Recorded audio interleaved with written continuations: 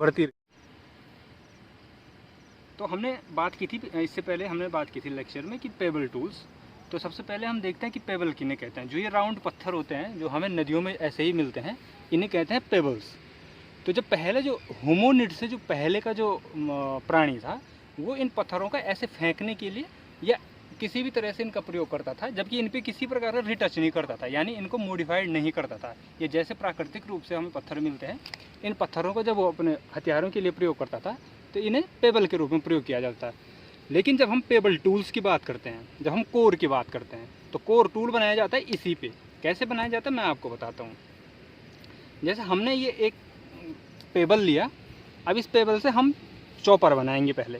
तो चॉपर हमने कहा था चॉपर और चॉपिंग। चॉपर होता है यूनिफेशियल, तो ये चॉपर है, इसमें फ्लेकिंग की जाती है इधर से।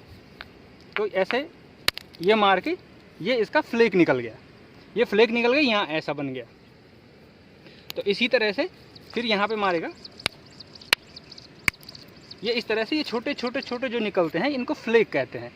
हालांकि इनका भी यूज इसने बाद में किया इस फ्लेक्स का। तो इस तरह से यहाँ ऐसा हो जाएगा। हालांकि ये अच्छा नहीं बना है, फिर आपके समझने के लिए है कि एक तरफ से ये क्या कर देगा, इसमें फ्लेकिंग कर देगा। तो इसे कहता है यूनिफेशियल, यानी ये चॉपर हो गया।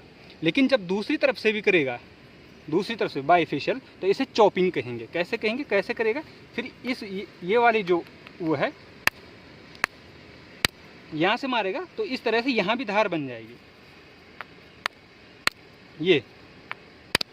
ये इस तरह से इस साइड को भी क्या कर दिया इसने।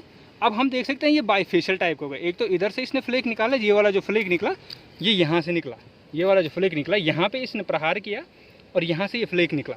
तो ये क्या हो गया, बाईफेशियल टूल हो गया। तो हमने अब क्या हुआ कि जब ये चॉपर बन गया, ये चॉपिंग बन गया दोनों तरफ से। इसमें पहले एक साइड अगर रहेगी, एक साइड की फ्लेकिंग रहेगी, यहाँ से मार के एक साइड फ्लेकिंग रहेगी, तो इसे कहेंगे चॉपर। और दोनों साइड रहेंगे तो इसे कहेंगे चॉपिंग। तो अब ये देखिए आप, अब इससे अच्छे से काम कर सकता है, चाहे हड्डियों को तोड़ना हो या लकड़ी को तोड़ना हो, तो इससे ये आसानी से मांस और मज्जा निकालने के लिए, हड्डी के लिए प्रयोग कर सकता है। अब देखिए, एक तो हमारे पास ये कोर टूल हो गया, हमने कहा कोर टूल, तो जो कोर पे यानी इसी से हमने फ्लेक निकाले, लेकिन हथियार के रूप में इसी को हम प्रयोग करेंगे। तो अब इसको अलग रखते हैं। बाद में क्या हुआ, ब्लेड टूल या फ्लेक टूल जिन्हें कहते हैं। फ्लेक टूल बनते हैं ये जो फ्लेक्स हैं छोटे छोटे, इन पे बाद में टूल बनाए जाने लगे, जो कि इस कोर से निकाले गए हैं। तो बाद में क्या किया, धीरे धीरे जैसे मिडिल पैलेयोथिक में से अपर पैलेयोथिक तक चलने लगा, तो बाद में वो इसका तो प्रयोग हो ही रहा था हल्का फुल्का, लेकिन अब इन पे ये डिपेंड करने लग गया। और बाद में हम देखते हैं मेसोलिथिक में हम देखते हैं कि माइक्रोलिथ्स मीन्स बहुत छोटे छोटे औजारों का प्रयोग करना शुरू किया। तो वो ये ऐसे औजार थे, इतने छोटे थे। अब इनका प्रयोग वो कैसे करता था, देखिए, अब किसी भी जानवर को मारने के लिए ऐसा इतना छोटा हथियार रहता है, इतना छोटा फ्लेक है ये। अब इसका प्रयोग कैसे करेगा, या तो किसी, जैसे माना आप ये समझ लीजिए कि कोई डंडी है उसके पास, या कोई लकड़ी है, ये कोई लकड़ी है, खैर ये कच्ची है लेकिन फिलहाल समझने के लिए, और यहाँ पे इसने इसको फंसा दिया, ऐसे फंसा दिया और बांध दिया इसको किसी भी चीज़ से।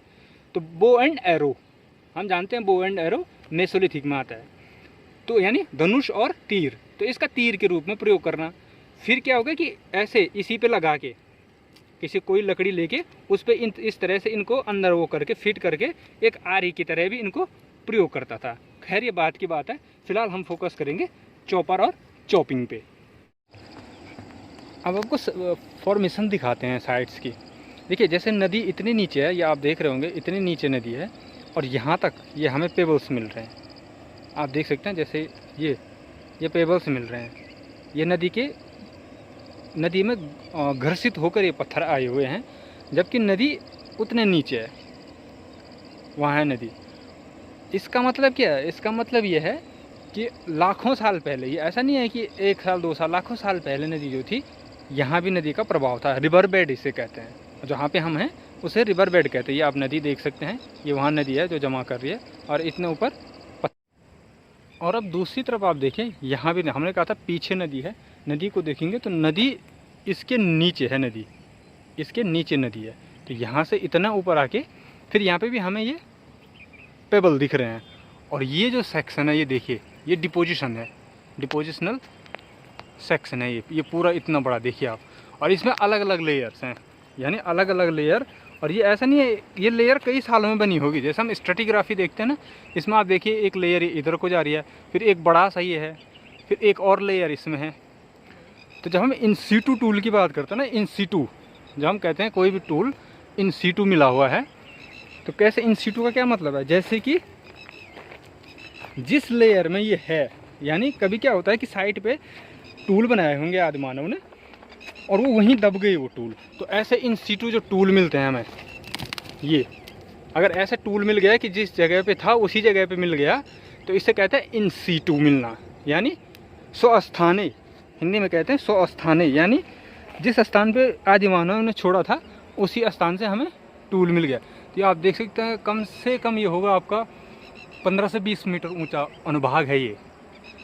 तो ये डिपोजिशन होता है रिवर का। रिवर जब आती है डिपोजिट करती रहती है, कई सालों में वो जमा करती रहती है, फिर काटती रहती है, जमा करती रहती है, तो इतना ऊपर ये डिपोजिशन है। और अगर रिवर को देखें यहाँ से, तो इसके नीचे जो ये है, इसके नीचे रिवर है, तो हम इतने ऊपर हैं, तो इसका मतलब ये रिवर कभी इतने ऊपर भी रही होगी।